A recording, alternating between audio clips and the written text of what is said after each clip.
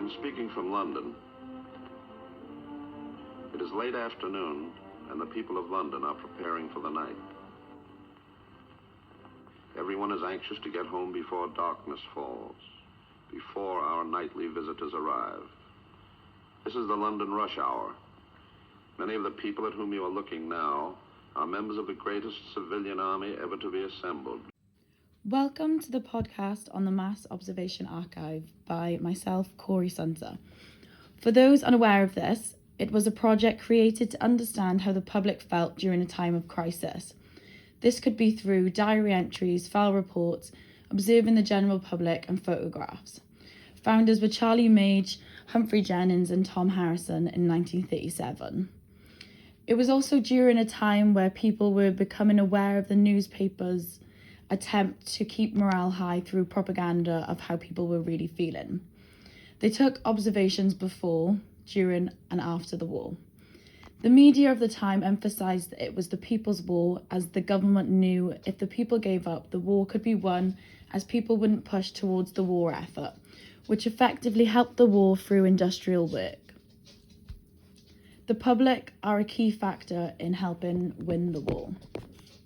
These observations could entail anything from public sex scandals to the most mundane of entries such as cooking for the family. From entertaining to boring, they all have significant importance as they show us everyday life through the eyes of the observers. Although you can question the reliability of some as they attempt to portray their life how they want it to be perceived, not how it actually happened. For most entries, it's clear that they openly discuss their daily routines and observations of public opinion. One important theme of mass observation is understanding leisure of the time. The small activities that could take place so the public could take their mind off the war. It highlights that even though through a crisis, people still need time to relax best they can or socialise to keep the normality of things. This would also encourage production within work. Although it is definitely less than normal for them, this can be seen through file reports that highlight the lack of laughter on a usually rowdy bank holiday. Mass observation allows us to read and understand the emotions of the time and how leisure was an escapism from the realities of war. Having said that, I will read through a file report on leisure from the 11th of August 1940. These reports are insightful as they analyse observations that have been made and make their own conclusions on what these insights reveal. Firstly, the general description of apathy in Report 337. There is a present apathy of the public, but there is, however, nothing to suggest that the public does not want to be amused. It highlights the number of leisure goers is just as high as previous years.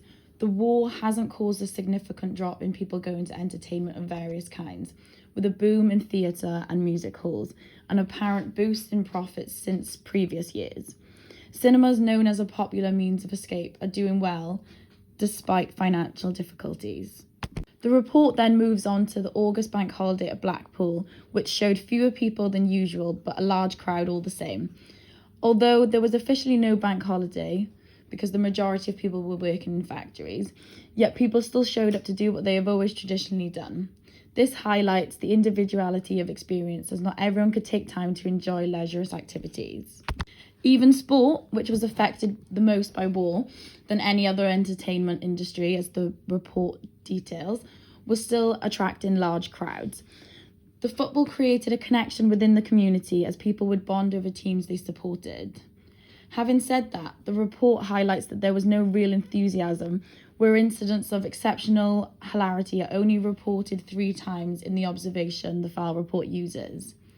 One observation states how 5 youths were on the promenade driving an open landau, horse-drawn, loudly singing the quartermaster's story. Another were 2 fellows of about 30 whom at least were very drunk, watching a man unsuccessfully start a boat, much to the amusement of others. The drunk men were attempting to talk to those in the boat, but the words were impossible to understand. This shows that people still got drunk and attempted to carry on with leisure even during a time of crisis. It could be argued that the archive is able to challenge popular conceptions that there was no enjoyment at all during the People's War. There was a small glimmer that people still wanted to enjoy themselves, but just in relatively less numbers than previous years on bank holidays, for instance, and also because of the influence of the working class majority being in industrial factories working towards the war effort. So these details could have been seen as insignificant compared to what was happening within the war and on the grand scale of things, had it not been for mass observation to push for these. So these mundane observations actually highlight information about the home front during the war and may have not been published had it not been for the Mass Observation Archive. The Mass Observation Project allows us to read and understand the small details of public life that would have otherwise been brushed under the rug by more informative historical accounts. They also portray a sense of community as everyone laughs at the man starting the boat collectively. However, the lack of accounts of exceptional hilarity does indicate the feelings of the public to maintain their humour as it is a sensitive time. The report highlights that the accounts of hilarity did take place on a bank holiday when people had an excuse to go and enjoy themselves. All accounts taken from this day have one thing in common: people being drunk as the centre of attraction. This could also have class indications, as it could have been frowned upon by the upper class for getting that drunk in public, yet there's no further information in the report to sustain the view that it's working class. This is just a suggestion that it could be. Moving on. The report highlights the effects the war had on leisure, as people are taking their entertainment very sadly. The Observer did not hear one belly laugh at 4 different suburban halls when they state they're usually for a show. With the same being told of cinema, there is clearly historical diversity within how people spent the leisure and how they responded to it. There seems to be a general lack of enthusiasm throughout all types of leisure. So there's a popular misconception that no leisure took place except on a small scale, but the report highlights that the numbers were still high, just no real passion towards it. The archive is able to portray the importance and the power of the mundane, as it highlights the changes in community and how they acted in their leisure. The report states that there is little gaiety, which means the state of being light-hearted or cheerful. There was no real hilarity, laughter, or general party spirit. People seemed calm, not exactly tense, but sober enough. It states that people only spoke in whispers with a smile on their face during leisure time. The younger generation were cheerful but restrained, with a quote stating, "Perhaps the bombers overheard reminded them of the outside world." So the observer is impressed by the little evidence of sheer exuberance and youthful hilarity. This can highlight the emotions of the time surrounding leisure. It was respectful to be more conservative within your leisure and not flaunt the laughter publicly, as it was a sensitive time. So whilst people were laughing and joking and trying the various amusements, they seemed to lack a sense of freedom and irresponsibility. This can be seen at the fair. The fair, there was a boisterous spirit, but again, a lack of enthusiasm surrounding the context of what was happening in Britain and internationally. People were more than aware that there were deaths happening, people were fighting for the country, so to enjoy themselves fully was not seen as the responsible thing to do. The report highlights a growing tendency in leisure activities to stay clear of anything connected with the war. So this could relate to war references in music halls, which apparently sunk from 30% to a total of 5%. People still made jokes about the Ministry of Information and Hitler, but again, these were to a different type of crowd. So in the cinema, war films would have been held up indefinitely, although propagandistic films to push for public morale were seen throughout the 1940s onwards, such as London Can Take It, which is significantly directed by Humphrey Jennings, who is also the founder of Mass Observation, which has controversial views because it's a propagandistic film, but Mass Observation attempts to push for the knowledge of accuracy of public opinion.